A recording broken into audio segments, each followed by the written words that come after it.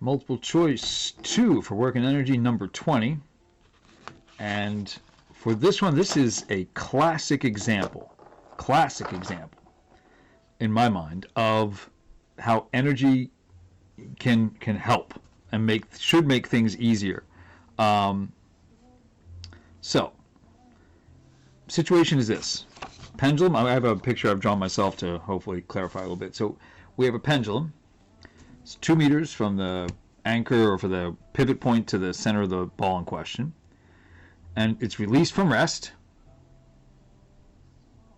Yep. And drops down. And this is its lowest point. This, of course, is still 2 meters.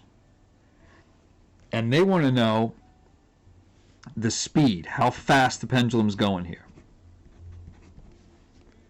Now, energy is going to be your friend. Because I don't care. We've looked at problems like this before. Like if you had a ramp and an object starts at a certain height and goes down 2, say, down 2 blocks, if it's released from rest here and it's kind of a certain speed here, it doesn't matter what the ramp looks like. If the starting height, so it could be a less steep ramp, well, if the starting height and the ending height are the same, it's still going to have the same speed because it took this potential energy and turned it all into kinetic either way. And it had the same potential at the start, so it has to have the same kinetic at the bottom, assuming there's no friction. The shape of the ramp doesn't make a difference either. Now, some of these might this one will certainly take longer to get to that point than this one, and probably even this one. But the bottom line is the speed at the bottom in all these cases is going to be the same. So all we care about is we have an object that has mechanical energy here and should have the same mechanical energy here. Except at this point, initially, its mechanical energy is all in the form, remember there's 3 forms it could be in: gravitational potential, kinetic energy, or spring potential. But certainly it's released from rest and there's no spring involved, so it's all in the form of gravitational potential.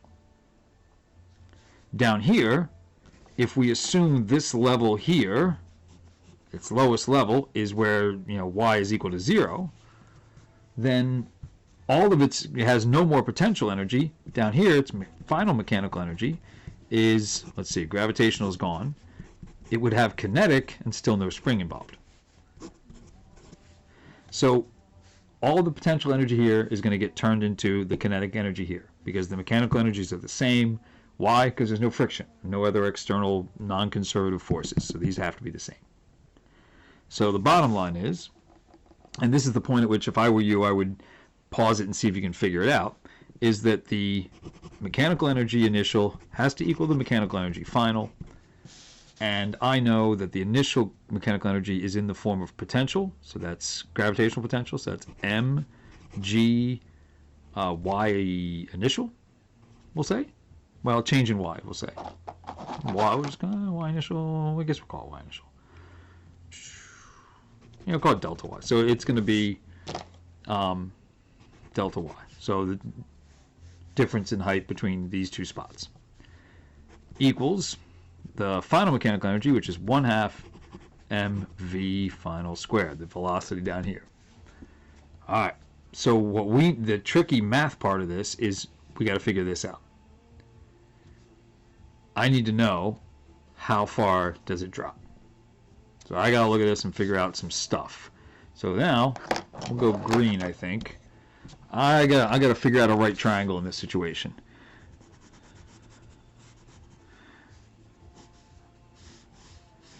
I need this height here, right? Let's see what I can figure out.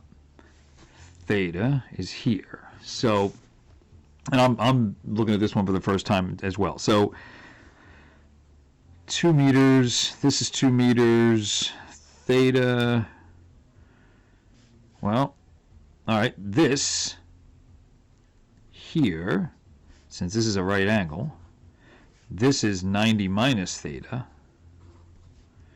I know that. This is a right angle. Let's see. So let's figure this out. Let's find this out. There we go. We're going to find this distance out here. Because if I know this, whatever this is, and I subtract it from 2 meters, the whole length, that'll give me this. There it is. There it is. I guess thumbs down would be... Okay, anyway, you get the idea. So, you like my green screen? Okay. All right. So, let's do that. Let's take a look at this and see if we can figure this out through some trig. So, I have theta. I have a hypotenuse of 2, and I want this piece temporarily. All right. Well, that's the adjacent side, because that'll be opposite. So, this is adjacent. So, adjacent is... adjacent over hypotenuse, that's cosine. I know that. All right, so the cosine of theta equals the adjacent side. I don't know what to call it. I'm just going to call it adjacent. What the heck? That's this piece right here. Because it's really just a temporary thing that we need. Divided by the hypotenuse, which is 2 meters. Now, if you read the problem carefully, we had a clue going in that the cosine was what we're going to use, because the problem says... they actually give us a value to use for the cosine of theta. So they don't give us theta, but they say the cosine of theta is 0.9. Cool. So this is 0.9. So 0.9 times 2 meters is equal to the adjacent side, this distance right here. Great. So 0.9 times 2 is 1.8. So from here to here is 1.8 meters. Well, how far is this piece? Because this is what we need. This is the change in height. It went from here down to here. That's going to be 0.2 meters. That is our, going back to this, that is our change in y. Now the m's don't matter. As it turns out, they can give you the m, but it doesn't matter. It's going to go away anyway. Gone. G, we'll just use, we'll use 10 instead of 9.8. So it's 10 times 0.2.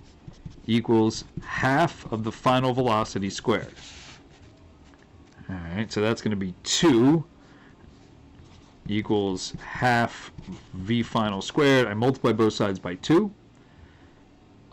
So I get 4 equals v final squared. I take the square root of both sides. V final is the square root of 4. Which is of course 2, so I would say its velocity is going to be 2 meters per second. This is the part where I look to see what the answer is, and I find out that it's, or that's one of the, it is one of the answers. So I'm going with it. I'm going with it. I'm sticking to my guns. So really, the 2 things I would want you to know is this is got to use conservation of energy. So even if this was a free response type question situation, and this little trick with figuring out what that change in height is, if you described the situation and said basically, if I knew this height, then I could tell you, then you would get lots of points for this. The math trick is a math trick. I call it a trick. I mean, it's something, yeah, you should know, be able to figure out, but you get stuck in a free response and you're confused, and you didn't get a good night's sleep because you tried to cram everything the night before, and this doesn't occur to you. But that's okay. You could still say it drops a certain height, and I know enough about physics to know that the mechanical energies are the same because there's no friction and blah, blah, blah. You're going to get most of the points for this question. All right.